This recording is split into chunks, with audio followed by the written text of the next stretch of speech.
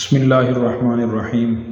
قرآن کریم اور احادیث مبارکہ سے معلوم ہوتا ہے کہ غیر مسلموں اور دشمنوں سے لڑتے ہوئے جہاد کی اسلام میں دو قسمیں ہیں۔ نمبر ایک دفاعی جہاد اور نمبر دو اقدامی جہاد۔ دفاعی جہاد کا مطلب یہ ہے کہ غیر مسلم اگر مسلمانوں پہ حملہ کر دیں تو پھر اپنے دفاع کے لیے، اپنی جان بچانے کے لیے ان سے لڑنا فرض ہے۔ اگر یہ یقین ہو کہ ہم اس جنگ میں غالب آ جائیں گے، جہاد میں غالب آ جائیں گے، پھر یہ حکم ہے۔ اور اگر یہ یقین نہ ہو بلکہ مرنے کا اندیشہ ہو کہ ہم مرنے کا غالب گمان ہے، مسلمانوں کی تعداد بہت کم ہے، ان کے پاس اسلحہ اور ہتھیار بھی نہیں ہیں، غیر مسلموں کے پاس ہتھیار بھی بہت زیادہ ہیں، اسلحہ بھی بہت زیادہ ہے، پھر حکم یہ ہے کہ انسان اپنی جان بچائے۔ یہ میں اہم بات عرض کر رہا ہوں، شاید آپ کو یہ بات بڑی عجیب لگے کہ مسلمان تو ایمان کی بنیاد پہ لڑتا ہے، اللہ کی مدد کی بنیاد پہ لڑتا ہے، لیکن مسئلہ یہی ہے۔ اس کی میں چند مثالیں عرض کرتا ہوں۔ نمبر ایک، نبی کریم صلی اللہ علیہ وسلم مکہ مکرمہ میں تھے، ہجرت سے پہلے صحابہ کرام بھی وہاں تھے۔ آپ کے پاس نہ تو مسلمانوں کی خاص تعداد تھی، نہ ہتھیار تھے، تو مسلمانوں نے شکایت کی اور آپ نے خود بھی دیکھا، بلال رضی اللہ عنہ، حضرت عمار بن یاسر رضی اللہ عنہ اور ان کے والد یاسر، ان کی والدہ سمیہ رضی اللہ عنہ، ان پر ظلم و ستم ہوا، تو آپ نے ان کو اجازت دی کہ تم مکہ سے ہجرت کر جاؤ۔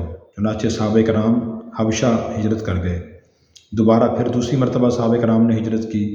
خود نبی کریم صلی اللہ علیہ وسلم رات کے وقت اندھیرے میں خفیہ طور پر ابوبکر رضی اللہ عنہ کو لے کر روپوش ہو کر آپ نے ہجرت فرمائی ہے۔ تو اس وقت حکم یہ ہے، کیونکہ صرف مر جانا مقصود نہیں ہے، نہ اللہ تعالیٰ نے اس کا حکم دیا ہے۔ ابراہیم علیہ السلام کو دیکھیں، ابراہیم علیہ السلام عراق میں پیدا ہوئے، لیکن سارا کفریہ ماحول تھا، ان کے والد صاحب بھی غیر مسلم تھے، تو انہوں نے فرمایا کہ انی مہاجر الی ربی، میں ہجرت کر رہا ہوں۔ چنانچہ ابراہیم علیہ السلام ہجرت فرما کر عراق سے ملک شام تشریف لے گئے۔ حضرت موسیٰ علیہ السلام سے مصر میں رہتے ہوئے قبطی یعنی فرعونی قوم کا آدمی مر گیا تھا۔ ایک اسرائیلی یعنی موسیٰ علیہ السلام کی قوم کا آدمی اور ایک فرعونی قوم کا آدمی آپس میں لڑ رہے تھے، تو جو فرعون کی قوم کا آدمی تھا وہ زیادتی کر رہا تھا۔ موسیٰ علیہ السلام نے اسے زبانی کلامی کہا کہ بھی چھوڑ دینا، لڑیں، لڑائی اچھی چیز نہیں ہے، لیکن اس نے بات نہ مانی تو موسیٰ علیہ السلام نے اس کا مکہ مارا۔ پارہ نمبر 20 سورہ قصص میں یہ واقعہ ہے، فَوَكَزَهُ مُوسَىٰ فَقَضَىٰ عَلَيْهِ، مکہ مارا، اس کا کام تمام ہو گیا۔ تو پھر موسیٰ علیہ السلام اپنی جان بچانے کی نیت سے وہاں سے نکلے اور مدین گئے۔ سورہ قصص کے رکوع نمبر 3 میں تفصیلی واقعہ ہے، وَلَمَّا وَرَدَ مَاءَ مَدْيَنَ وَجَدَ عَلَيْهِ أُمَّةً مِّنَ النَّاسِ يَسْقُونَ، مدین پہنچے تو پھر وہاں جا کے حضرت شعیب علیہ السلام کے گھر گئے، کافی عرصہ وہیں مدین میں رہے۔ تو جب مسلمانوں کے شکست کا غالب گمان ہو تو پھر حکم یہ ہے کہ اپنی جان کا دفاع فرض ہے اور ہجرت کر جانی چاہیے۔ موسیٰ علیہ السلام کا واقعہ ہو گیا، حضرت ابراہیم علیہ السلام کا واقعہ، صحابہ کرام کی مکہ سے حبشہ 2 بار ہجرت، نبی کریم صلی اللہ علیہ وسلم اور صحابہ کرام کی مکہ سے مدینہ ہجرت، اور اس موقع پہ جو ہجرت نہیں کرتا تھا تو وہ گنہگار ہوتا تھا۔ ہجرت فرض تھی کہ دارالکفر چھوڑ کے اسلامی حکومت میں آئیں، وہاں زندگی گزاریں تاکہ فرائض ادا کر سکیں اور اپنی جان کی حفاظت بھی ہو سکے۔ اسی طرح میدان جہاد میں اگر یہ خدشہ ہو اور یقین ہو کہ مسلمانوں کو شکست لازمی ہے، وہ جنگ کے لیے تیار ہو گئے، تو پھر میدان جہاد چھوڑنے کا بھی اجازت ہے۔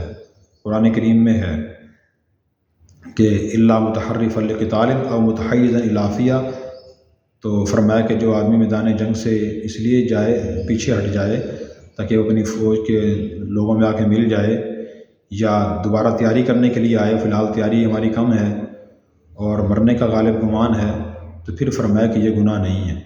تو ایک تو یہ ہوتا ہے، ایک ہوتا ہے یہ ہے جان بچانے کے لیے پیچھے ہٹنا، ہجرت کرنا، اس کی یہ دلائل موجود ہیں۔ نمبر دوسرا اپنے دفاع کے لیے غالب گمان یہ ہے کہ ہم دشمن کا مقابلہ کر لیں گے، پھر اپنے دفاع کے لیے جہاد کرنا چاہیے۔ جیسے مشرکین مکہ حملہ کرنے کے لیے مدینہ آئے، غزوہ بدر ہوا، اگلے سال پھر آئے غزوہ احد ہوا، پھر اس کے بعد آئے غزوہ خندق ہوا، تو نبی کریم صلی اللہ علیہ وسلم اور صحابہ کرام نے دفاع کے لیے جنگ کی ہے۔ یہ دفاعی جنگ کی مثالیں ہیں، اور بھی اس کی بہت سی مثالیں ہیں۔